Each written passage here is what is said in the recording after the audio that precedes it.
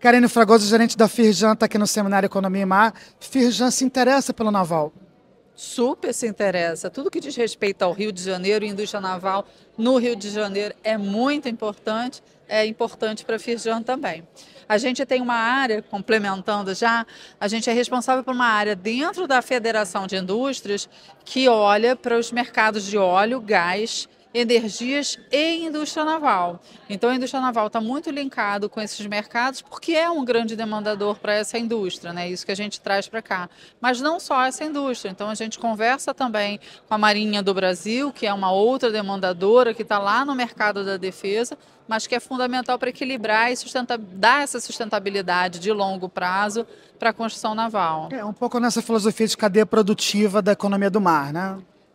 Também, porque assim a gente olha para o mercado como o primeiro demandador da embarcação, a gente olha para esse mercado também dentro do ciclo de vida útil dessa embarcação, então a gente vai olhar para a operação. Hoje, né, o que está muito se falando é toda a parte de desmantelamento. Isso porque está muito vinculado às nossas plataformas de produção, que são as unidades estacionárias de produção de óleo e gás, que estão chegando num topo de vida útil. Então, elas precisam ou ser retiradas para que esses campos sejam fechados ou que elas sejam adicionadas novas infraestruturas mais modernas, né? Ou sejam plataformas, unidades de produção mais modernas. Então, elas vão sendo substituídas em alguns casos. E isso abre nova demanda para a construção naval. A Karine participou do painel sobre construção naval, por isso que a gente está falando desse assunto aqui, né? Mas o assunto, na verdade, mais geral, é sobre a economia do mar e a Firjan, como economia, está sempre envolvida. O Rio de Janeiro é protagonista nesse setor, né? Sim, é um protagonista de muitos anos. O Rio de Janeiro hoje é responsável, a gente diz que em torno da metade, né? 50% da capacidade fabril dentro de um estaleiro está concentrado no estado do Rio de Janeiro.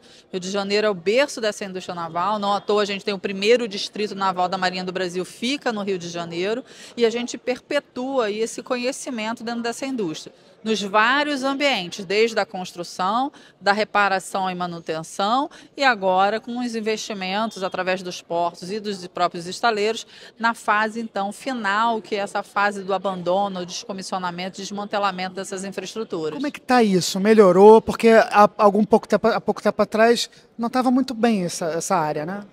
Então, essa é uma indústria que depende desses mercados demandadores, né? E a gente precisa ter um olhar de planejamento.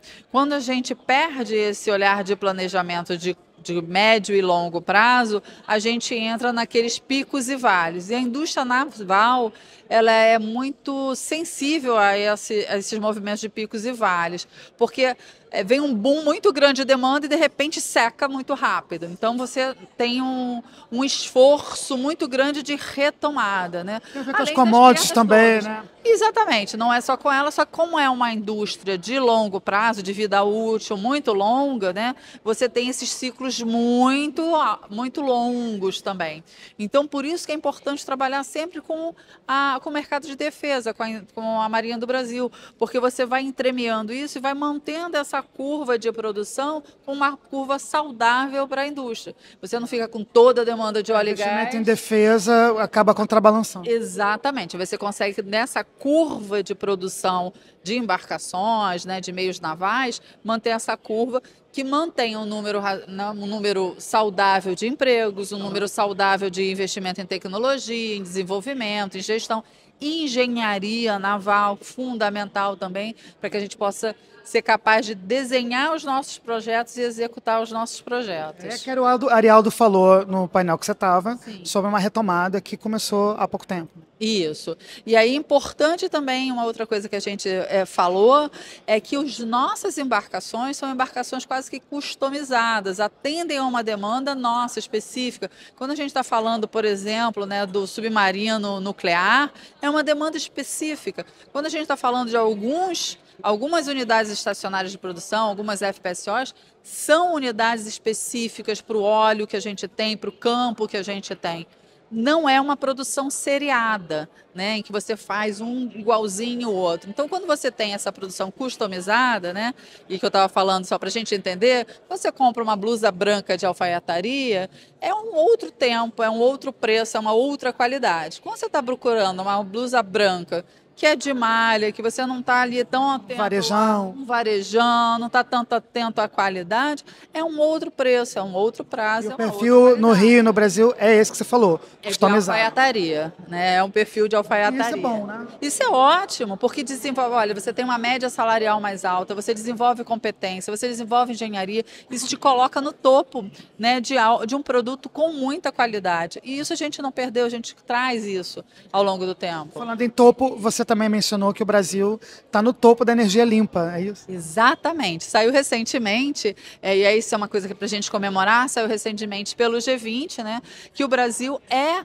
o país, o que a gente já sabia, né, o Brasil é a matriz elétrica mais limpa do mundo, depois da França, que é base nuclear. Então, é algo que a gente precisa se orgulhar e que a gente precisa também saber valorizar. Quando a gente está precificando a nossa indústria, quando a gente está precificando o que a gente faz, a gente tem que contabilizar que a gente já é eficiente em carbono.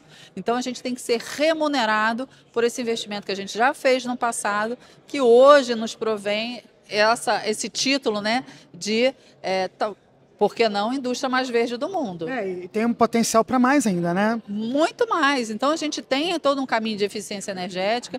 Quando a gente olha para a principal operadora, a Petrobras, tem todo um caminho de descarbonização que está sendo feito, né, de processos produtivos mais eficientes em carbono. É importante que a gente entenda que a transição energética é adição de energia com redução de emissão de carbono. A gente vai continuar precisando de mais energia. Substituir exatamente, é criar mais de maneira mais eficaz. Exatamente, a gente vai precisar cada vez mais de energia, né? Em casa, se a gente compra um novo aparelho de televisão, a gente precisa de mais energia. A gente vai estar mudando ali a matriz, limpando aquela matriz, mas vai estar sempre adicionando energia. E tem muito Brasil para a gente construir, muita energia ainda para a gente consumir. A gente ainda é um dos países com consumo per capita de energia muito aquém do que a gente potencialmente E é caro pode. ainda, né? E é caro porque a gente já fez o investimento em renovável, que muita economia não fez e que tem produto mais barato, mas que é mais sujo. Então é essa relação. O que a gente está comprando? A gente está comprando no Brasil um produto mais limpo. A gente tem que comparar um produto mais limpo com outro produto mais limpo. Então a gente tem que ser justo na comparação também. Karine Fragoso da Firjan, obrigado. Muito Sucesso. obrigado para todos nós. Obrigado. Felicidades.